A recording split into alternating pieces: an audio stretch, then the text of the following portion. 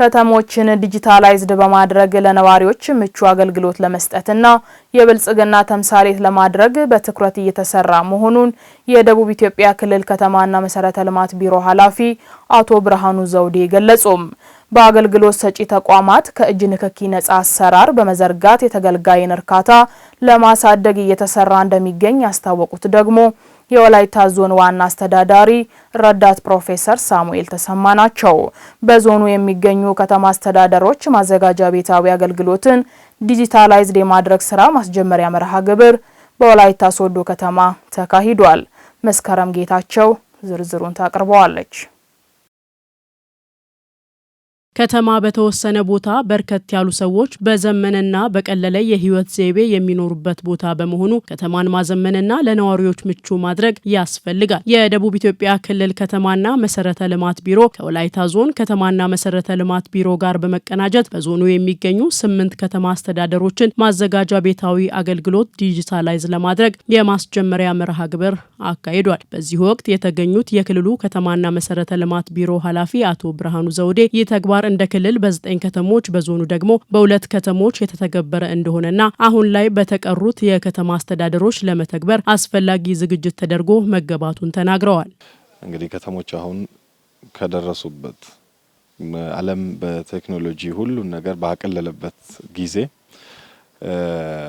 በወረቀት ወይም በጣም አድካሚ ተጋላጭ ለማጭበርበርም ለተገልጋይ እንግልትም ምክንያት የሚሆን የአገልግሎት ስርዓት ይዞ መሄድ ተገቢ ስላይደለ ማዘመን እና በቴክኖሎጂ የታገዘ በሲስተም የታገዘ አገልግሎት መስጠት የሚያስችል እንዲሆን ስታንዳርዶችን አዘጋጅተን አማካሪ አዘጋጅተን ሶፍትዌር የለማ ሶፍትዌር አለ ያንን ወደ ስራ ማስገባት የሚያስችል ዝግጅቶችን ያደረግን ቆይተናል። በቀጣይ አጭር ጊዜ ውስጥ ወደ አገልግሎት እንድንገባ ከከተሞቹ ጋር መግባባት ላይ ደርሰናል። አገልግሎቶችን ከእጅ ንክኪ በጸዳ መልኩ መስጠት የተገልጋይን እርካታ እንደሚጨምር ብሎ ብልሹ አሰራርን እንደሚቀርፍ ያነሱት ደግሞ የወላይታ ዞን ዋና አስተዳዳሪ ረዳት ፕሮፌሰር ሳሙኤል ተሰማ ናቸው። እኛውም አገልግሎት ስንሰጥ ማዘመን የግድ ነው የሚሆነው ማለት ነው። ስለዚህ ከወረቀት ከግዢ ከምናምን ይሄ በፎርጅድ የሚሰሩ ነገሮች በጣም በርካታ ናቸውና በየጊዜው መልክ እየቀያየሩ የመጡበት ሁኔታ አለ። እሱን ያስቀራል 100% ማለት ነው። ሁለተኛ ከገቢ አንፃር ያለው ፋይዳ እጅግ የላቀ ነው። ገቢ በሲስተም ነው የሚሰበሰበው። ስለዚህ የመጡ ሰርቪሶች ማን ምን ያህል ላይ ሰርቪስ አገኘ ምን ያህል ክፍያ ከፈለ የሚለው ነገር እዛው በሲስተም ውስጥ የሚቆጣጠርበት ስለሆነ የከተሞች የገቢ መጠንን ከፍ ያደርጋል አጠቃላይ ማለት ነው። ህዝቡ ደግሞ የህዝብ እርካታ ይጨምራል። የመጣ ሰው ማሟላት የሚገባው ነገር ካሟላ በአጭር ጊዜ ውስጥ የሚፈልገውን አገልግሎት ተመልሶ ስለሚሄድ የሚነሱ የመልካም አስተዳደር ችግሮችን ከመፍታት አንፃር ለኛም ትልቅ ፋይዳ አለ።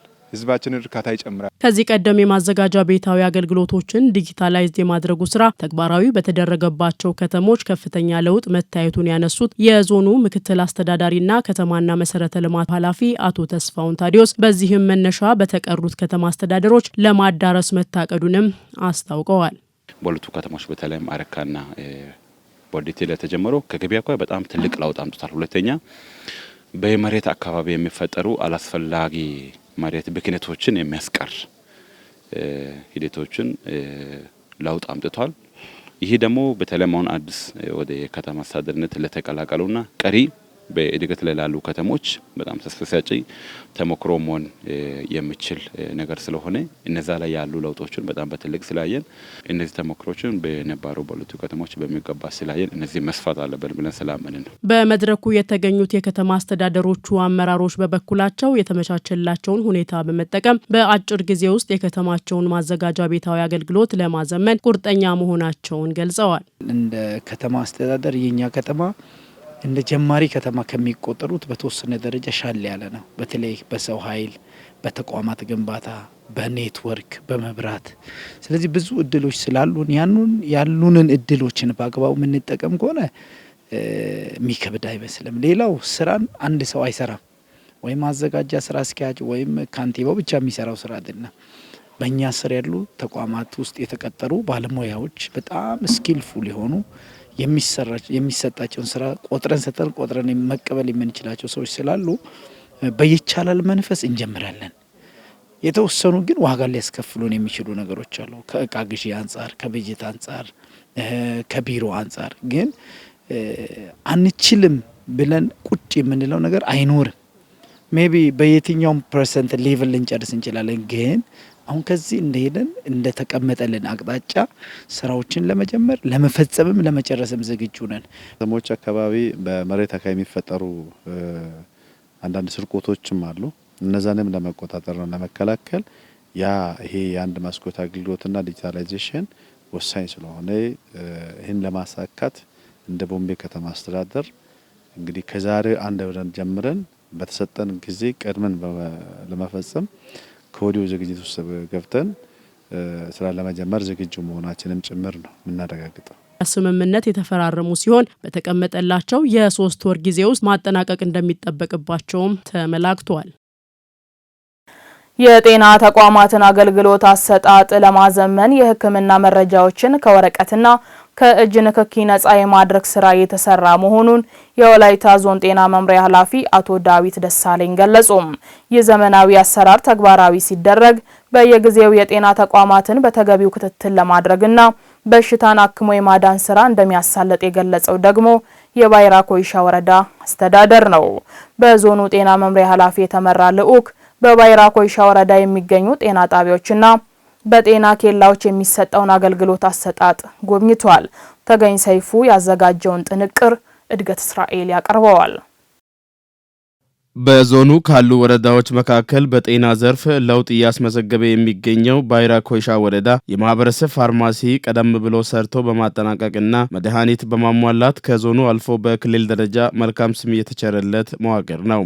ወረዳው አዲሱን የጤና ፍኖተ ካርታም ተግባራዊ በማድረግ የጤና ጣቢያዎችና የጤና ኬላዎች አገልግሎት አሰጣጥ እያሻሻለ እንደሚገኝ የወረዳው ዋና አስተዳዳሪ አቶ አዝማች ዳዊት ገልጸዋል። ከጤና ጣቢያዎች ጋር ተያይዞ የሚነሱ አገልግሎት አሰጣጥ ችግሮች ይነሱ ነበርና ከህብረተሰብ በመጣው ግብዓት መነሻ ባለሙያን አሳትፈን ችግሩን ፈተን ህብረተሰቡ የተሻለ ስራ እየሰራ ወይም እያገኘ የተሻለ አገልግሎት እያገኘ ይገኛል።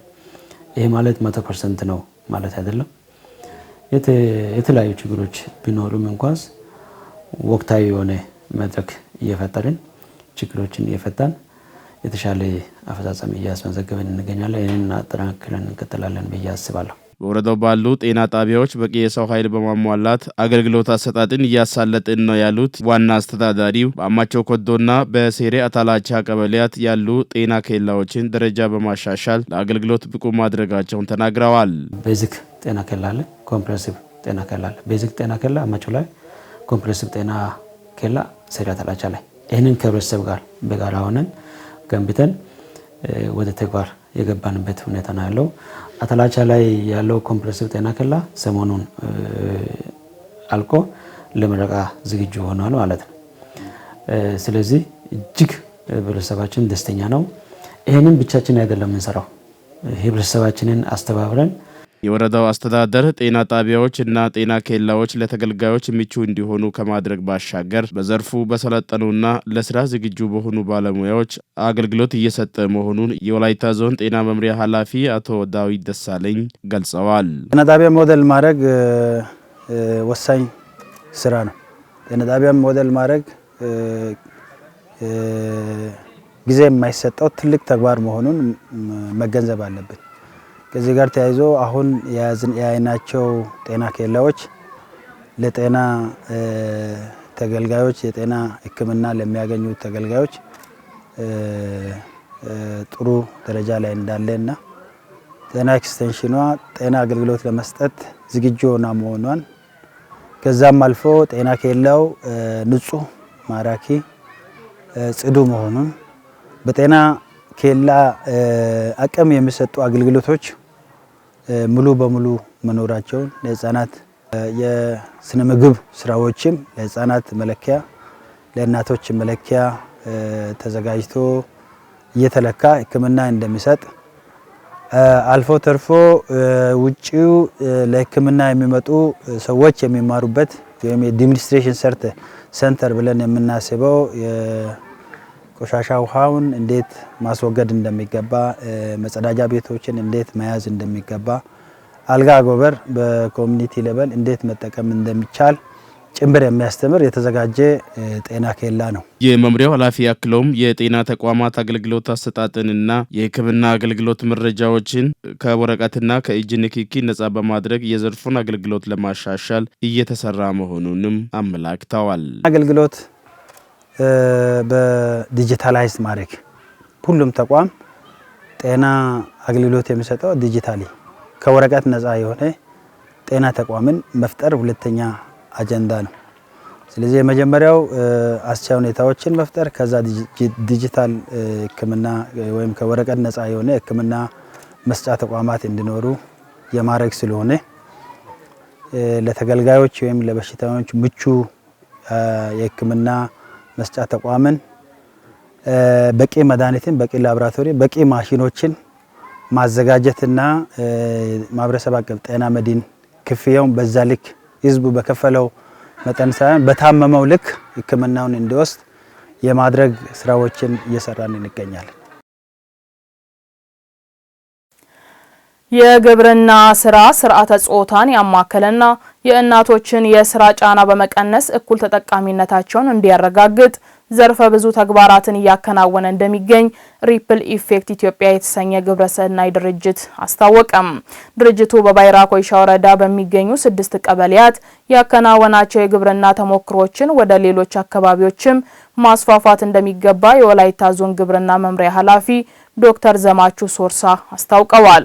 በድርጅቱ ድጋፍ በማሳቸው የእንስሳት መኖ የተከሉና የእናቶች የስራ ጫና የሚቀንስ ቴክኖሎጂዎችን የተገበሩ አርሶ አደሮች ተጠቃሚ መሆናቸውን የባይራ ኮይሻ ወረዳ ዋና አስተዳዳሪ አቶ አዝማች ዳዊት ተናግረዋል። ትግስት ክፍል ያጠናቀረችውን የምታቀርበው ትዝታ ታከለ ነች። ሪፕል ኢፌክት ኢትዮጵያ የተሰኘ መንግስታዊ ያልሆነ ድርጅት በወላይታ ዞን ውስጥ ባሉ ወረዳዎች በተለያዩ ዘርፎች ሲሰራ 13 ዓመታትን ያስቆጠረ ተቋም ነው። ድርጅቱ በባይራ ኮይሻ ወረዳ ላይ የህብረተሰቡን ተጠቃሚነት ለማረጋገጥ እየሰራ ያለው ስራ ይበል የሚያሰኝና የእናቶችን የስራ ጫና በመቀነስ ተጠቃሚ ማድረጉ የሚበረታታ በመሆኑ ተሞክሮ ሊሰፋ እንደሚገባ የወላይታ ዞን ግብርና መምሪያ ኃላፊ ዶክተር ዘማቹ ሶርሳ ገልጸዋል። መንግስት ያስበው ነው። መንግስት እያቀደ የሄደበት ያለው ስራ ነው። ይሄን የሴቶቹን የማይከፈል ሰዓት የመቀነስ ወደሚከፈልበት አቅጣጫ የመቀየር የህፃናትን የማቆያ ሁኔታ ማመቻቸት ህፃናትም ሆነ በአካባቢ ያሉ በሙሉ ወደ ፕሮዳክቲቭ የሆነ ስራ እንዲገቡ ከማድረግ አንፃር የሄዱበት አካሄድ በጣም ደስ የሚልና ይበል የሚያሰኝ ስለሆነ ሌሎች ወረዳዎችን ላይ ከማዳረስ አንፃር ኃላፊነቱን እንወስዳለን። ይሄ ለኛ ትልቅ እገዛ ስለሆነ ይሄን እገዛ ተግባራዊ ከማድረግ አንፃር ይሄን ተግባራዊ ያደረጉ ፕሮግራም አስተባባሪዎቹን ሪፕል ኢፌክትን በጣም ታንኪው እያለን በሁሉም ወረዳችን ላይ ውስጥ በሁሉም ዞን በዞን ውስጥ ባሉ ወረዳዎች ውስጥ ላይ ይሄን ተግባራዊ ከማድረግ እኛን ወደኋላ የሚል ነገር የለምና የሄዳችሁበት ርቀት በጣም ትልቅ ነውና ይህን ተግባራዊ ከማድረግ አንጻር ብዙ መሄድ ይጠበቅብናል። ድርጅቱ በወረዳው በ6 ቀበሌያት ላይ የህብረተሰቡን ተጠቃሚነትን ለማሳደግ የሚያስችል ስራ ፕሮጀክት ቀርጾ እየተንቀሳቀሰ መሆኑን የባይራ ኮይሻ ወረዳ ዋና አስተዳዳሪ አቶ አዝማቹ ዳዊት ተናግረዋል። ትልቅ ስራዎችን እየሰራ ለውጥ እያስመዘገበ ይገኛል። በዚሁም ህብረተሰባችን እጅግ በጣም ተጠቃሚ መሆን ጀምሯል። የሴቶች የስራ ጫና እየቀነሰ ነው ያለው። የህፃናትን ተሸክሞ ለችግር ሲጋለጡ የነበሩ ሰዎች ወይም እናቶች ልጆቻቸውን ማቆያ ቦታ ላይ ቁጭ አድርገው ስራቸውን እየሰሩ ነው ያሉት። መተጋገዝን ተምረዋል። ራሳቸውን መለወጥ የሚችሉበትን ዘርፍ ፕሮጀክቱ በደንብ እየደገፋቸው ስለሆነ ለውጥን እያዩ ነው ያሉት። እኛም እጅግ በጣም ደስ ብሎናል። በድርጅቱ ድጋፍ በማሳቸው የእንስሳት መኖ በመትከልና የእናቶችን የስራ ጫና የሚቀንስ ስራዎችን በመስራቱ ተጠቃሚ መሆናቸውን የሚናገሩት ደግሞ አርሶ አደሮች ናቸው። በህፃናቶች ማቆያ ማይከልም ደግሞ የመኖ ሳር ለህዝብ ሁሉም ለነም ጭምር ማለት ነው። ከዛ ተሰጠን ሩቅ ቦታ ሄደን ከምናጨት ከጓሯችን እያገኘን ደግሞ ሌላ ተጨማሪ ጓሮ አታክልት እየሰጡን በዛም ድጋፍ እያደረጉን እኛ ደግሞ ቁጠባ እናደርጋለን። ሰው ለስራ ሲሄድ እንዴት አድርጌ ህፃኑን ልሂድ የት ላስቀምጥ ደግሞ ሽማግሌዎች አሉ አያቶች ምናምን በእነሱ ላይ እንዳንጥል እዛ አስቀምጠን በፈለግንበት ቦታ ሄደን ከዛ ተመልሰን ህፃናት እዛ ያስቀመጥነው ወስደን ወደ ደግሞ እዛ ቆይተን ከመጣን በአንድ በኩል የገቢ ምንጭም ልናገኝ እንችላለን። የሴቶች የስራ ጫና አላቸው። እነዚህ ህፃናት እዚህ ያስቆይቶ ወደ የተለያዩ ሰርቶ የራሳቸው የሚለወጡበት ቦታ ከዛ ከቅርብ ጊዜ በኋላ ብዙ ለውጦችን ያየንበት ሁኔታ አለ። በተለይ መኖ ላይ መኖ አሁን ድሮ እኛ ጋር ችግር የተበለው የሚያዘው የእንስሳት መኖ ነው። እንስሳት ወይም ሳር ነው በዛት ያለው። አሁን ለተለያዩ ሳሮችን እንደሾችን የተለያዩ እንግዲህ በግብርናም በኩል በእናንተ በድርጅቱም በኩል መጥተው ሰው ሁሉ ተጠቃሚ ሆኖ ከጓሮ እየተጠቀሙ ናቸው። ከጓሮቸው ማታም ቢሆን ለቅሶ ይሄዳሉ፣ ሌላ ቦታ ይሄዳሉ። ከዛ ሲመጡ ሩቅ ላይ ያለው ሳር ለማጨት ጊዜ ስለላቸው አሁንም ከጓሯቸው በባትሪም በማታ ማጭተው ከብቶቹን ቀልበው ብዙ ለውጦችን አይተናል። ድርጅቱ በወላይታ ዞን ባሉ ወረዳዎች ከዚህ በፊት የተለያዩ ፕሮጀክቶችን በመቅረጽ በግብርናና በስርዓተ ጾታ ላይ ትኩረት በማድረግ የእናቶች የማይከፈል የስራ ጫና ለመቀነስና ሌሎች የማህበረሰብ ክፍሎች ተጠቃሚነትን ለማረጋገጥ እየሰራ እንደሚገኝ አቶ ታሪኩ ውበቴ ገልጸዋል። ይሄ ፕሮጀክት ዋና አላማው ምንድነው? የሴቶችን የማይከፈል የስራ ጫና መቀነስ የሚል ዋና ግብ አድርጎ ነው የመጣውና በዋናነት እንግዲህ ይህንን የሴቶችን የእናቶችን የማይከፈል የስራ ጫና ለመቀነስ የሚያስችሉ 4 ዋና የኢኖቬሽን ሀሳቦች ይዞ የመጣ ፕሮጀክት ነው። ከዚህ ውስጥ አንዱ በገጠራማው አካባቢ ብዙም ያልተለመደ አካባቢ ነው። በዚህ ገጠር ማህበረሰብ ውስጥ የህፃናት ማቆያ መገንባትና ለእናቶች ከህፃናት ጋር ረጅም ጊዜ የሚያሳልፉትን በተለይ እድሜያቸው 2 ዓመት እስከ 5 ዓመት የሆኑ ልጆችን በመንከባከብ ረጅም ጊዜ የሚያሳልፉትን እነዛን ህፃናት መተው የሚያቆዩበት ተቋም ነው ማለት ነውና 6ቱም ቀበሌ ላይ ይህን በማድረግ 1000 እናቶችን ታርጌት አድርጎ እየሰራ ያለበት ሁኔታ ነው ያለው። ሌላኛው እናቶችን የማይከፈል የስራ ጫና ለመቀነስ ታስቦ የመጣው እንደዚህ የተሻሻሉ ዘርፈ ብዙ ጥቅም ያላቸውን የእንስሳት መኖ በማስተዋወቅ ነው። እናቶች ረጅም ሰዓት ረጅም ርቀት ሄደው መኖን ፈልገው በጀርባቸው ልጆቻቸውን አዝለው መኖ ተሸክመው ይመጣሉና ይህንን ሰዓት ለመቀነስ እናቶች በማሳቸው በዙሪያው በቅርብ ቦታ በሚገኝ እነዚህን የተሻሻሉ ዘርፈ ብዙ ጥቅም ያላቸውን መኖች እንዲተክሉ ማስቻል። ድርጅቱ ስራ መነሻ አርሶ አደሮች ተጠቃሚነታቸውን ለማረጋገጥ በተለያዩ ዘርፎች በመሳተፍ ውጤታማ ስራ ለመስራት መትጋት እንደሚገባቸው ተመላክቷል። በወላይታ ሶዶ ከተማ የተገነባው የህፃናት መዋያ መማሪያና ስብዕና ግንባታን አጣምሮ የያዘው ጎልደን ብሬን አካዳሚ በይፋ ስራ ጀምሯል።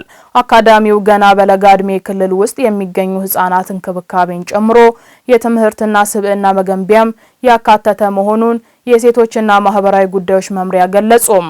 ይህም የወላጆችን ጫና የሚገላግል ስለመሆኑ የአካዳሚው መስራቾች ተናግረዋል። አዲሱ ተፈራ ላሰናዳው ጥንቅር አቤኔዘር አበራ።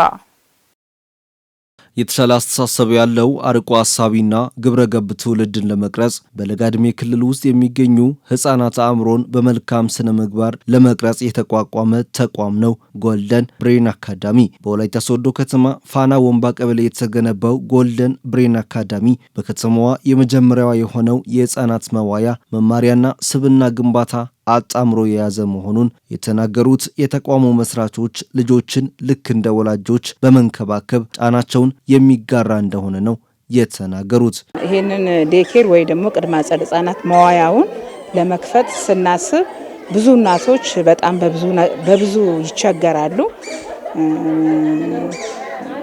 ስራ መሄድ አይችሉም። ሰራተኛ ያው ብዙን ጊዜ በተከታታይ ላይ ይገኝ ይችላል። ወይ እናት ትቀራለች ወይ አባት ይቀራልና ያ ነገር እንዲቆምና ሴት ልጅ ደግሞ ብልህ ናትና ብዙ ኃላፊነት ትተው ልጅ ለማሳደግ ቤት ይቀራሉ። ያለውን ነገር እንዲወጡ ስራቸውን፣ ኃላፊነታቸውን፣ ቤተሰቦቻቸውን የሚያስተዳድሩበትን ስራቸውን መቀጠል እንዲችሉ ያለ ስጋት ልጆቻቸውን እንዲያመጡ ይሄንን አድርገናል። ቤተሰብ ያለምንም መሸማቀቅ ያለምንም ችግር ልጁን እኛ ጋር አስቀምጦ ወደሚፈልጉበት አገልግሎት ሄዶ ሰጥቶ እንዲመጣ ከማድረግ አንጻር ነው ይሄን ሀሳብ እንግዲህ አቅደን የተነሳ ነው።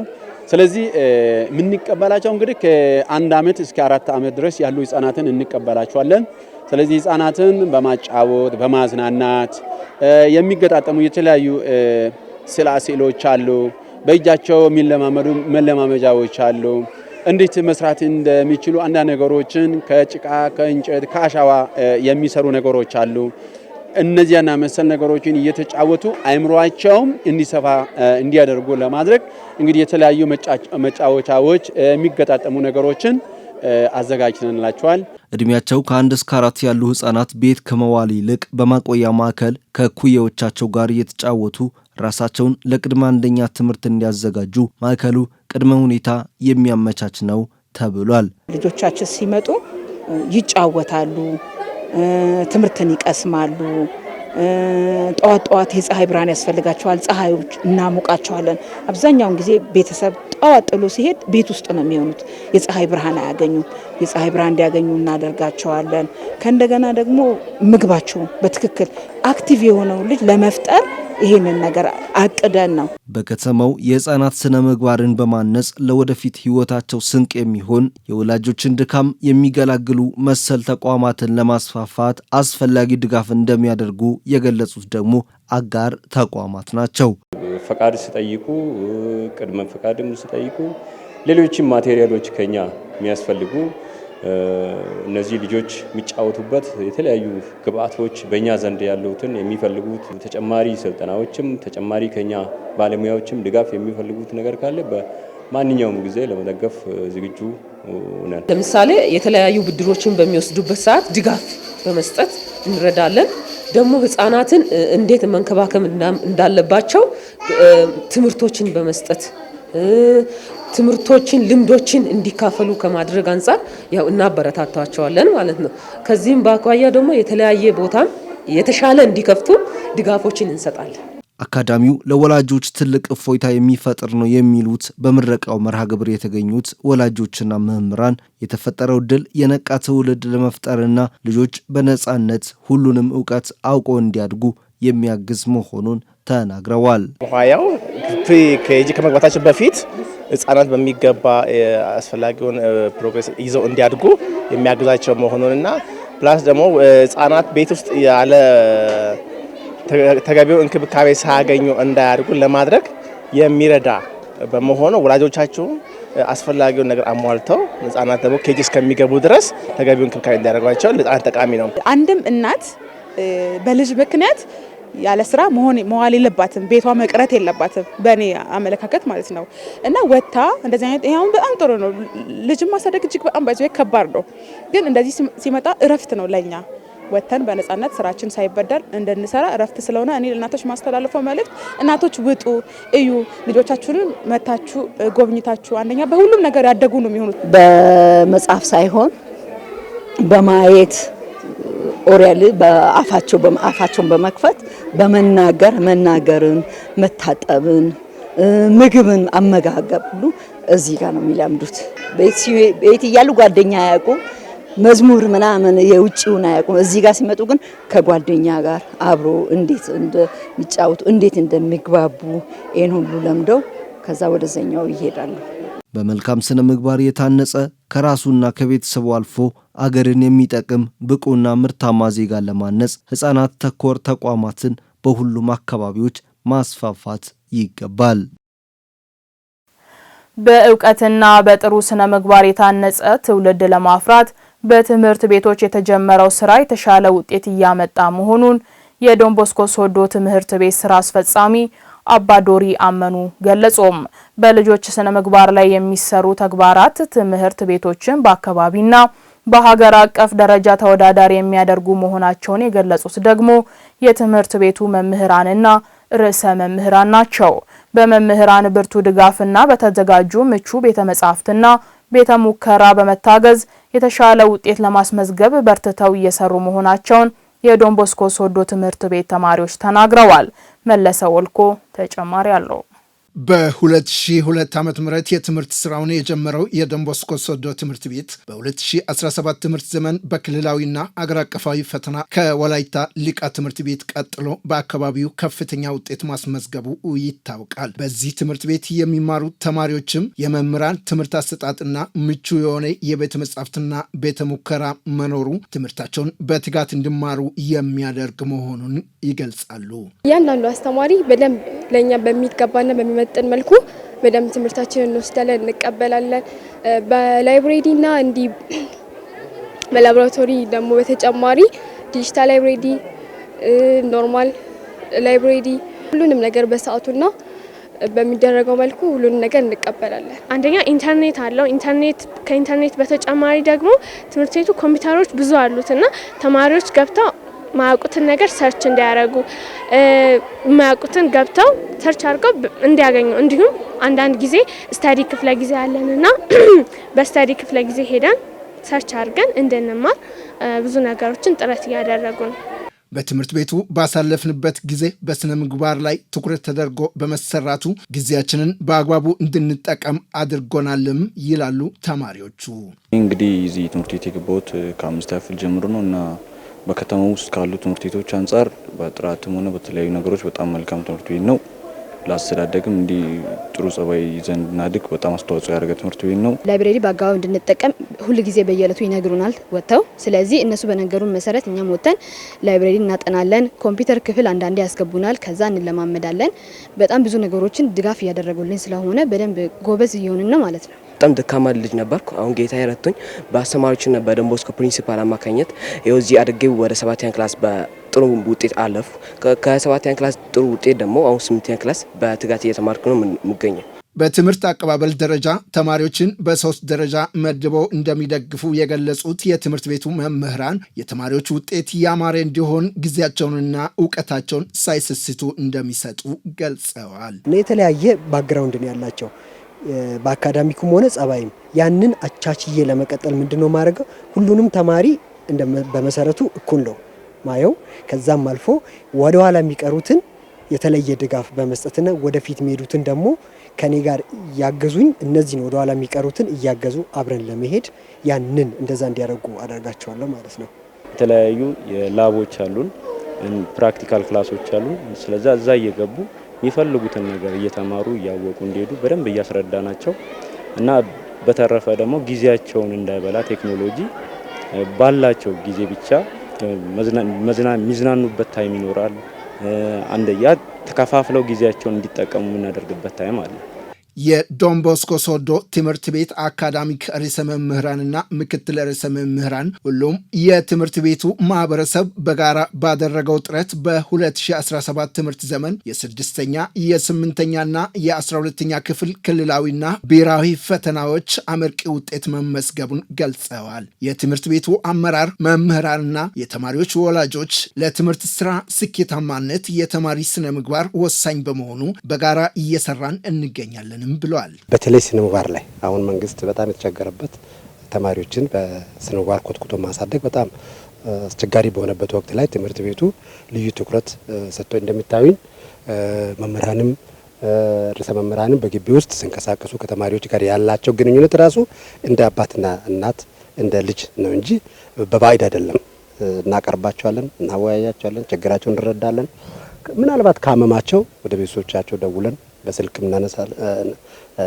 እናስመጣና እንልካለን። አለዚያ የሚያመው ከሆነ ደግሞ በቤተሰብ ጋር ተነጋግረን እስከ ማሳከም ደረጃ ሁሉ እስከ ሆስፒታል ድረስ ወስደን ጤናቸውን እናስቀድማለን። አንደኛውንም የተሻለ ውጤት ያስመዝግበናል። አሁን ደግሞ ከዛ የተሻለ ማምጣት አለብን ብለን ነው እየሰራን ያለ ነው። እንደ ወላይታ ስንወስድ ካሉ ትምህርት ቤቶች በጣም የተሻለ ትምህርት ቤት ሊቃ ነው አንደኛ ደረጃ ያለው። ቀጥሎ አምና በነበረው ውጤት ራሱ ይሄ ትምህርት ቤት ነው። አሁንም ያንን ሳንለቅ በተሻለ ሁኔታ የተሻለ ውጤት ተማሪዎች እንዲያመጡ ከፍተኛ ጥረት እያደረግን ያለ ነው። ከመማር ማስተማር ስራ በተጨማሪ ወጣቶች አልባሌ ቦታ እንዳይውሉ ኦራቶሪዮ የተሰኘ የወጣቶች ስብዕና ግንባታ ፕሮግራም በማዘጋጀት በዘርና በሃይማኖት ልዩነት ሳናደርግ ለሁሉም አገልግሎት እየሰጠን እንገኛለን ያሉት የዶን ቦስኮ ሶዶ አንደኛ ደረጃ ትምህርት ቤት ስራ አስፈጻሚ አባ ዶሪ አመኑ ናቸው። በጥሩ ስነ ምግባር እንዲያድጉና እንዲሁ ደግሞ ጥሩ ዜጋ እንዲሆኑ የታነጸውን ጥሩ አገር ወዳድ ዜጋ እንዲሆን ነው የምናደርገው። ለዛም ሁልጊዜ እዚህ ጋር ንጥፈታቸው የሚሆነው ሁልጊዜ በጸሎት እንጀምራለን። ከዛ በኋላ ትምህርት ቤት ላይ ከሆነ ሰንደቅ ዓላማ አለ። ከሰንደቅ ዓላማ በኋላ ሁልጊዜ ለነሱ አእምሮ ላይ እንዲሰራ እንዲሁ ደግሞ በስነ ምግባር እንዲያድጉ ብለን የጠዋት ንግግር ወይም ጉድ ሞርኒንግ ቶክ አለ ማለት ነው። ስለዚህ በዛ መልኩ ወጣቶቹ ጥሩ ደረጃ እንዲደርሱና የተሻለ ቦታ እንዲደርሱ በምክርም እንዲሁ ደግሞ በትምህርትም በስነ ምግባርን እንዲያድጉ እናግዛቸዋለን ማለት ነው። የወላይታ ሶዶ ከተማ አስተዳደር ለትምህርት ቤቱ ለሚያደርገው ጠንካራ ድጋፍ ያመሰገኑት አባዶሪ አዳዲስ መጽሐፍት ህትመት ሲደረግ በጊዜ እንዲደርሱ በማድረግና በሌሎች አስፈላጊ ጉዳዮች የተለመደው ትብብር ተጠናክሮ እንዲቀጥል ጠይቀዋል። በተለይ በመጽሐፍት ላይ በመጽሐፍት እውነት ለመናገር አብዛኛው ጊዜ የሚደገመው ወደ መንግስት ትምህርት ቤቶች ነው። ስለዚህ ሞር እኛንም በዚህ አጋጣሚ ለግል ድርጅቶች ትምህርት ቤቶቹ መጽሐፍት ቢለግሱልን የሚል የትህትና ጥያቄ ነው የማቀርበው። እውነት ለመናገር ያደርጋሉ፣ ግን ሞር ተጠናክሮ እንዲቀጥል ነው የሚለው። በትምህርት ስራ የሚፈለገውን ውጤት ለማምጣት ቅድሚያ መሰራት ያለበት በተማሪ ስነ ምግባር ላይ ነውና ሁሉም አካላት ተማሪዎችን በስነ ምግባር ኮትኩቶ የማሳደግ ኃላፊነቱን ሊወጣ ይገባል ተብለዋል።